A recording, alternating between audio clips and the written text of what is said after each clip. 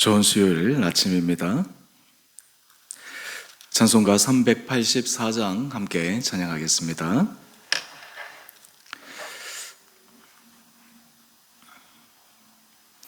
나의 갈 길 다가도록 예수 인도하시니 내 주 안에 있는 긍휼 어찌 의심하리요.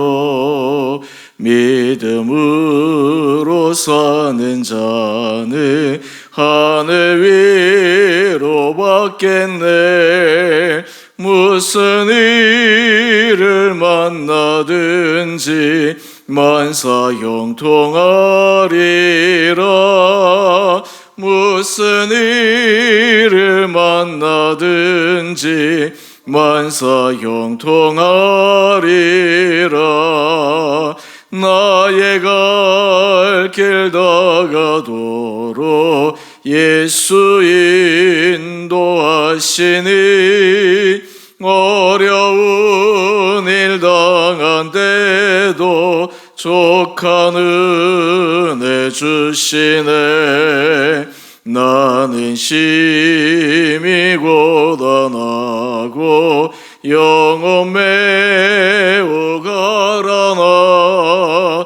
나의 앞에 반석에서 샘물 나게 하시네.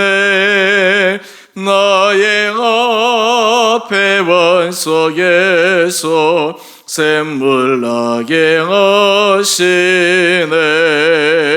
나의 갈 길 다가도록 예수 인도하시니 그의 사랑 어찌 큰지 말로 알 수 없도다. 성령 감화 받은 영혼 하늘 날아갈 때에 영영 부를 나의 찬송 예수 인도하셨네. 영영 부를 나의 찬송 예수 인도하셨네.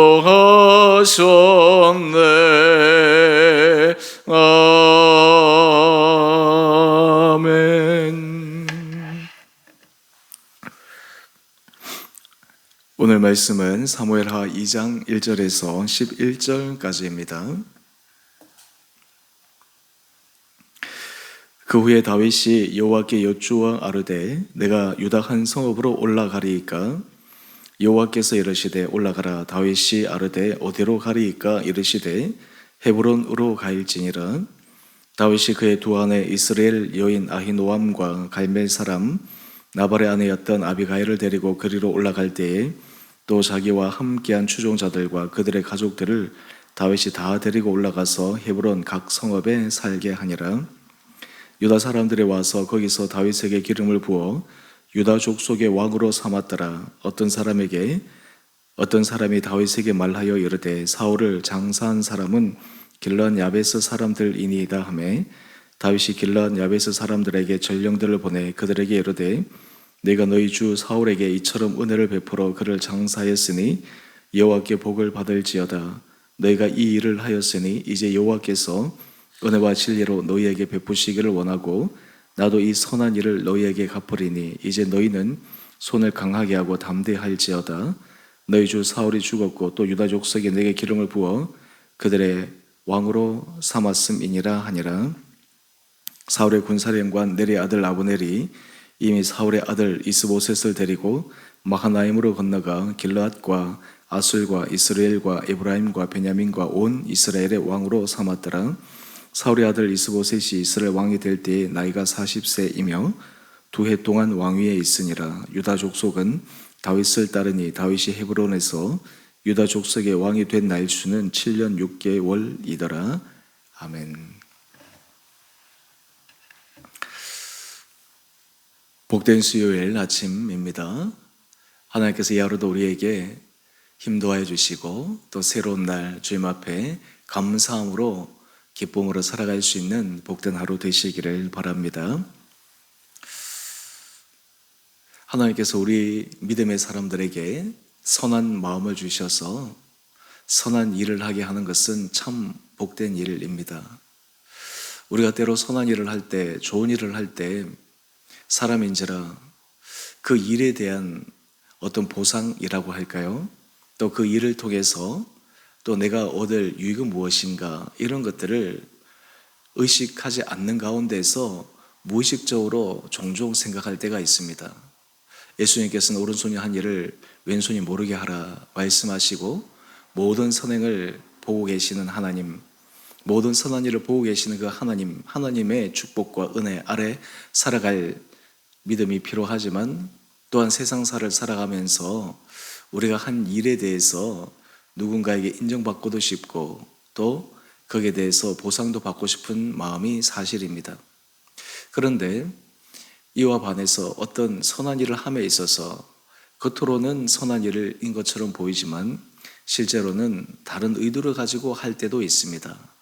오늘 본문에 보면 다윗이 하나님 앞에서 선한 일을 하는 그 마음의 중심, 또 그 선한 일을 베풀 때 그 대상이 얼마나 순수하게 그 일을 했는지에 대해서 우리가 함께 살펴보고, 또한 반대로 이 사울의 군대 장관이었던 그 사람이 이스라엘 앞에서 선한 일을 한다라고 하였지만 실상은 선한 일이었는가라고 하는 것을 오늘 말씀을 통해 함께 묵상하기를 원합니다.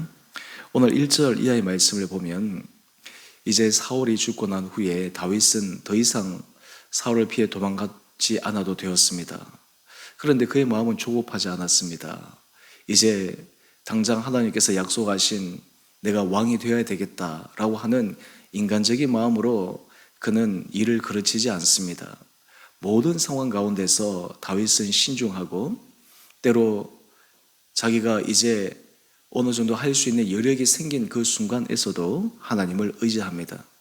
우리가 때로 하나님을 의지하는 순간 우리가 아무것도 할 수 없을 때, 절박할 때 그때는 우리가 간절히 하나님을 의지하게 되는데 그에 반해서 좀 우리가 할 수 있는 여유가 생겼을 때 우리가 할 수 있는 여러 가지 여건이 된다라고 생각할 때 하나님을 의지하는 강도가 떨어질 수 있습니다. 그런데 다윗은 다릅니다. 다윗은 위기의 순간에서 하나님이 아니시면 그를 도와줄 분이 아무도 없는 가운데 하나님을 간절하게 의지하고 구했을 뿐만 아니라 어느 정도 여력이 생긴 후에도 여유가 생긴 후에도 여전히 하나님을 신뢰하고 의지합니다.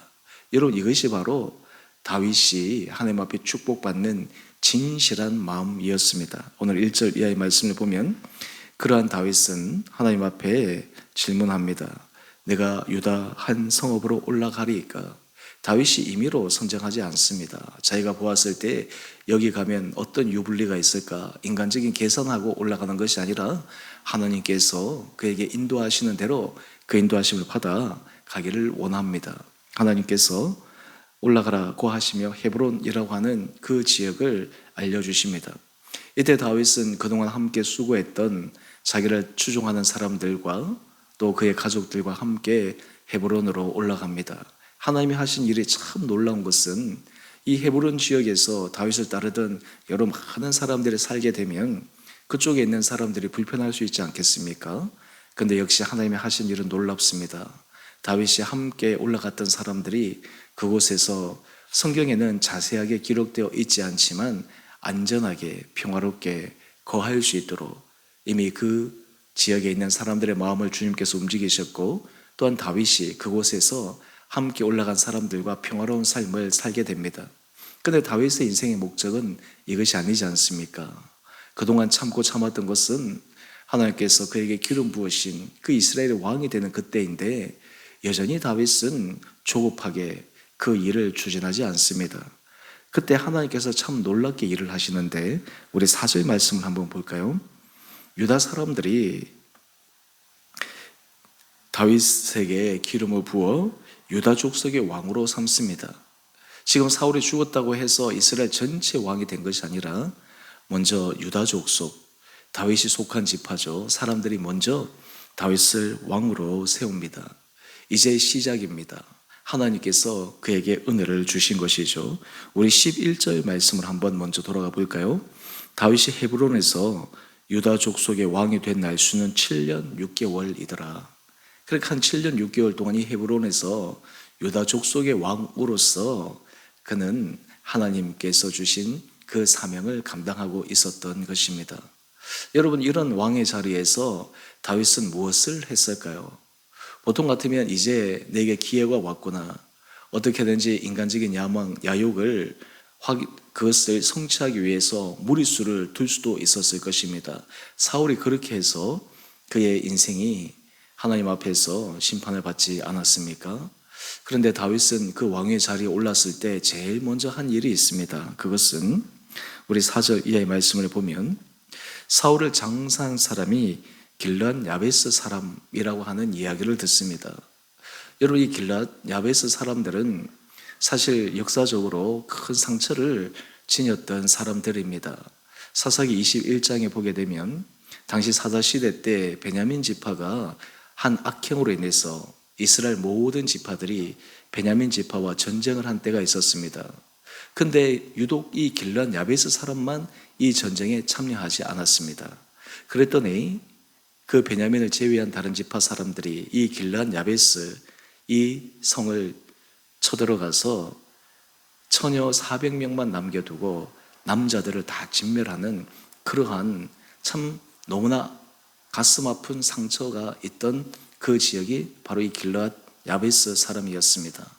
그런데 길앗 야베스 사람들이 사울이 초기 왕정 시대 때 암몬 족속의 침입으로 이제 너무나 위기 상황에 처해졌을 때 어느 누구도 그들을 도와주지 않을 때 그들을 도와준 사람이 있었습니다. 바로 사울이었습니다. 그래서 이 길앗 야베스 사람들은 사울에 대해서 정말 깊은 감사의 마음을 갖고 있었던 것 같습니다. 그래서 사울이 죽었다라는 소식을 듣고 그들이 위험을 무릅쓰고 유불리를 따지지 않고 사울의 시신을 수습했던 것입니다. 이 이야기를 다윗이 듣고 우리 5절 이하의 말씀을 한번 보십시다. 길앗 야베스 사람들에게 전령을 보냅니다. 그러면서 너희가 너희 주 사울에게 이처럼 은혜를 베풀어 그를 장사하였으니 여호와께 복을 받을지어다. 여러분, 참 놀라운 것은 이 길앗 야베스 사람들은 유불리를 따지지 않고 여러 그에게 주신 그 선행을 했는데 다윗은 하나님의 마음 대신으로 이 길앗 야베스 사람들을 축복하고 보상하고 있습니다. 그리고 6절 이하의 말씀을 보면 하나님의 축복이 그들에게 임할 뿐만 아니라 이제는 다윗이 앞으로 자신이 왕이 되고 여러 일들을 해나갈 때 이 사람들이 강하고 담대하게 이전과는 다른 삶을 살 수 있는 그런 삶을 살도록 독려하고 있습니다. 여러분, 이 다윗도 그러하고 길앗 야베스 사람도 그러하고 이 사람들이 하는 일은 어떤 선한 일을 할 때, 필요한 일을 할 때 거기에 대한 유불리를 따지지 않습니다. 나에게 어떤 이익이 있을까를 따지지 않습니다.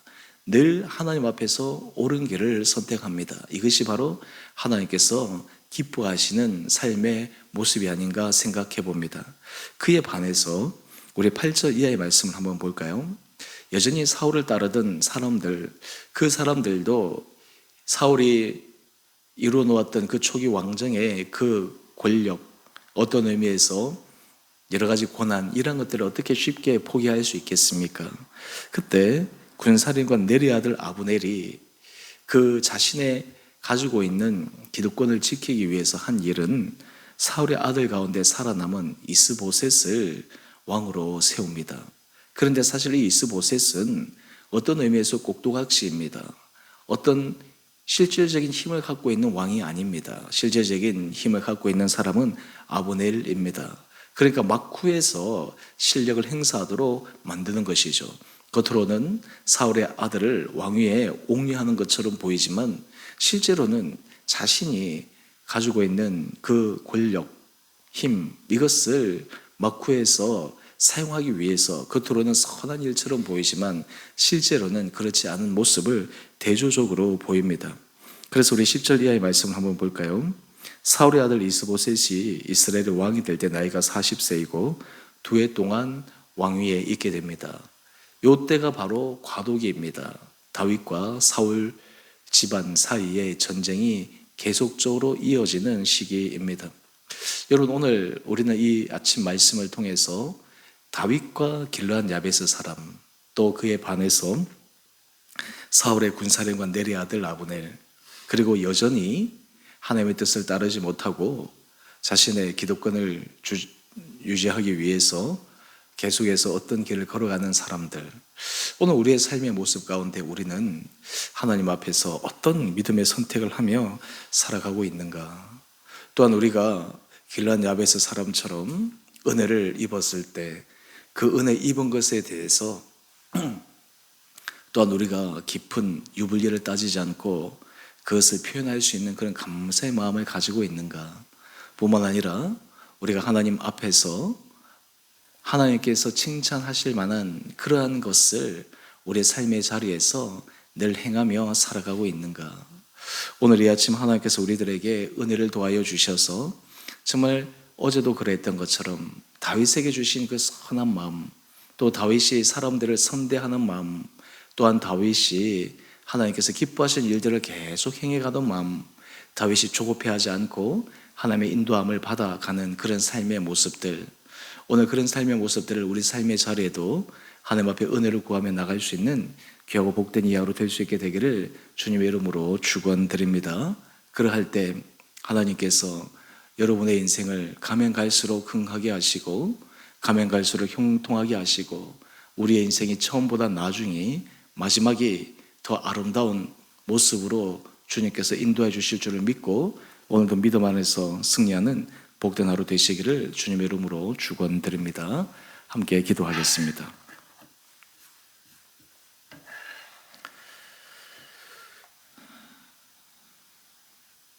사랑의 주님, 참으로 감사합니다. 오늘 이 아침 저희를 주님 앞에 불러주시고 깨워주시고 예배드리게 하시니 감사합니다. 길르앗 야베스 사람들, 그들이 사울에게 입은 은혜를 기억하여 그들이 사울에게 갚은 은혜를 손으로 갚고 또한 그것으로 인해 혹시나 자신에게 여러 가지 불이익이 일어나지 않을까 두려워하지 않고 해야 될 일을 하는 그러한 용기 있는 모습을 묵상합니다. 또한 다윗도 하나님께서 그에게 왕의 자리를 갈 수 있도록 길을 여셨을 때 인간적으로 무리하지 않고 하나님 앞에서 선한 일을 행하는 것을 묵상했습니다. 주님, 우리 사랑하는 성도들에게 힘을 도와여 주시고 지혜 도와여 주시고 우리 각자의 자리에서 하나님께서 우리 인생의 그 시기 가운데 하나님 앞에서 해야 될 일을 하게 하시고 하나님 앞에서 선한 믿음의 길을 계속해서 걸어갈 수 있도록 우리 성도들의 마음을 축복하여 주옵소서. 주님, 오늘 이 하루도 우리 성도들을 주님 눈동자처럼 지켜주시고 은혜 가운데 붙들어 주셔서 날마다 믿음으로 승리하는 하루 되게 하여 주옵소서. 특별히 몸이 연약한 자들을 긍휼히 여겨주시고 주님께서 친히 함께하여 주시고 주님의 치유의 강선으로 놀라운 기적의 역사들이 우리 몸이 아픈 성도들의 심령과 그리고 육체 가운데 임하여 주님의 치유하심의 은혜 역사가 일어나게 하여 주시옵소서. 마음의 위로가 필요한 자들을 주님 위로하여 주시고 주님 자녀들을 위한 기도 가운데 주님께서 힘을 도와여 주셔서 지치지 않고 인내함으로 기도할 때 우리 자녀들을 정말 믿음의 자녀들로 주님께서 세워주시고 앞으로 우리 자녀들의 인생길을 주님께서 형통케 하시고 열어 주옵소서. 우리 성도들의 모든 생업의 터전과 일터 주님 붙들어 주시고 은혜 가운데 함께하여 주셔서 주님께서 정말 축복하여 주시는 것을 모든 삶의 걸음걸음마다 경험케 하여 주시고 주님 앞에 감사케 하여 주시고 주님 앞에 영광 올려드리게 하여 주옵소서. 주님, 이 땅에 세워진 수많은 한국교회를 기억하여 주시고 각 교회를 통해 그 지역과 그리고 그 교회에 불러주신 거룩한 주의 성도들을 주님 앞에서 아름답게 세워지는 거룩한 교회들 되게 하여 주셔서 특별히 한국교회가 이 사회에 정말 시대적 사명을 깨달아 예수 그리스도의 향기를 드러내며 세상의 사람들에게 소망을 안겨줄 수 있는 거룩한 교회들이 되게 하여 주시옵소서. 특별히 주님, 이 나라 이 민족을 긍휼히 여겨 주시옵소서. 여러 참 힘들고 어려운 시기에 처해 있는 이 나라와 민족, 하나님 나라의 지도자들에게 지혜를 도하여 주시고 사사로운 개인의 감정을 버리고 역사와 민족 하나님 앞에 두려워하는 마음으로 주께서 그들의 마음을 일깨워 주시사 하나님께서 이 나라를 축복하신 지난날의 역사를 기억하며 앞으로도 그 역사들을 이어갈 수 있도록 은혜 가운데 인도하여 주옵소서. 무엇보다 우리 믿음의 선배들이 이 나라를 위해서 기도할 때 특별히 세계 선교에 귀하게 쓰임받는 나라가 되기를 간절히 소망하였던 것처럼 주님, 그러한 주께서 우리에게 맡기신 사역들을 이 한국 교회와 또 나라와 민족이 감당할 수 있도록 은혜 도하여 주시옵소서. 오늘 이 하루 우리 사랑하는 성도들을 주님 기억하여 주시고 우리 주원의 교회를 축복하여 주셔서 날마다 모든 삶의 자리자리마다 하나님 기뻐하시는 선한 일을 도모하며 행하는 은혜 하루 되게 하여 주시기를 우리를 사랑하신 예수님 이름으로 감사기도 드리옵나이다. 아멘. 하늘에 계신 우리 아버지, 아버지의 이름을 거룩하게 하시며 아버지의 나라가 오게 하시며 아버지의 뜻이 하늘에서와 같이 땅에서도 이루어지게 하소서.